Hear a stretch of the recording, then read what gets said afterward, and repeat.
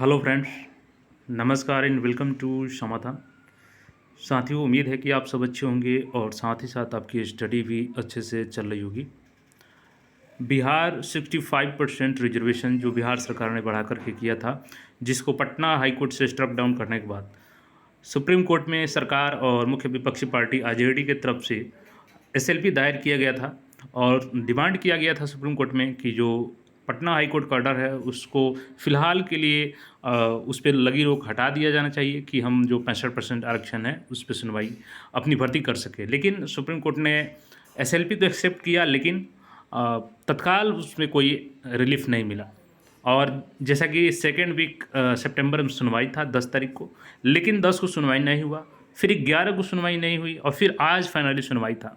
तो पूरी अपडेट हम लोग समझेंगे और हियरिंग टाइम भी ओवर हो चुकी है। तो 65% का आरक्षण क्या लटक गया है, पूरी अपडेट को यहाँ पे समझिए। सबसे पहले जो 11 को नोटिस एक जारी किया गया था सुप्रीम कोर्ट के द्वारा, उसको देखते हैं अगेन, फिर आगे हम लोग इस पर बात करते हैं।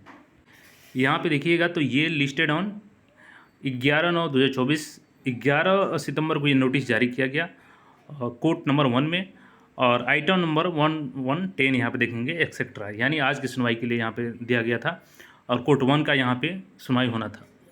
और देखेंगे यहाँ पे तो दिया गया है आपका सिविल अपील नंबर, यहाँ पे सारे अपडेट्स दिए गए हैं।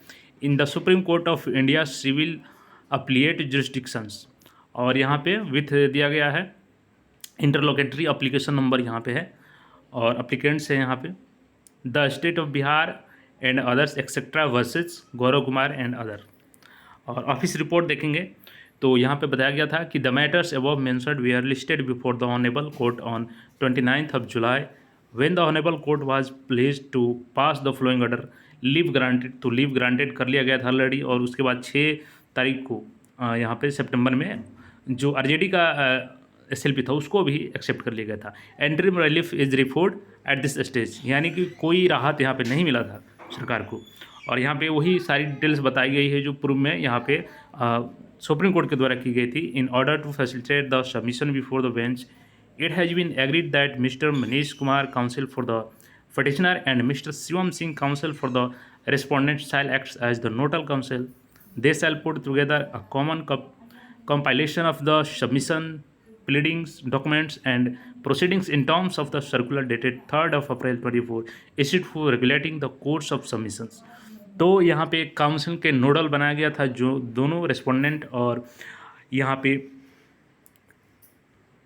रेस्पोंडेंट और पेटिशनर के एडवोकेट्स थे उनको काउंसिल बनाया गया था। और ये सारी डिटेल्स दी गई थी जो कि कल के नोटिस में, और आज 1 से 10 नवंबर पे हियरिंग होनी थी।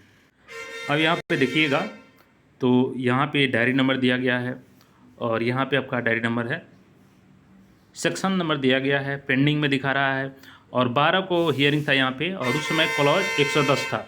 लेकिन अभी आप देखेंगे तो इस क्लॉज को 0 कर दिया गया है और डेट आज ही का है, यानी कि हियरिंग यहाँ पे आज भी नहीं हुई।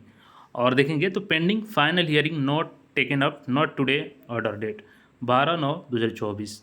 तो आज जो सुनवाई होने वाला था एक बार फिर से टल गया है। तो कुल मिलाकर के जो 65% आरक्षण का मामला था बिहार सरकार का, वो अब कहीं ना कहीं लटक चुका है, मामला फंस चुका है। क्योंकि आप 10 को देखेंगे तो 10 को बोला गया कि सीजेआई अवेलेबल नहीं है, 11 को वही चीज़ हुआ कि सीजेआई अवेलेबल नहीं है, और कल लिस्टेड किया गया, क्लॉज नंबर भी दिया गया 110, और आज नंबर ही नहीं आया इस केस की सुनवाई के लिए। तो आज भी ये पेंडिंग में चला गया और आज भी कोई सुनवाई नहीं हुई। कुल मिलाकर के जो 65% आरक्षण है SC ST OBC का, वो कहीं ना कहीं अब पेंडिंग में जाता हुआ दिख रहा है, और ये कब तक क्लियर होगा इसका कोई अभी टाइम टेबल नहीं है।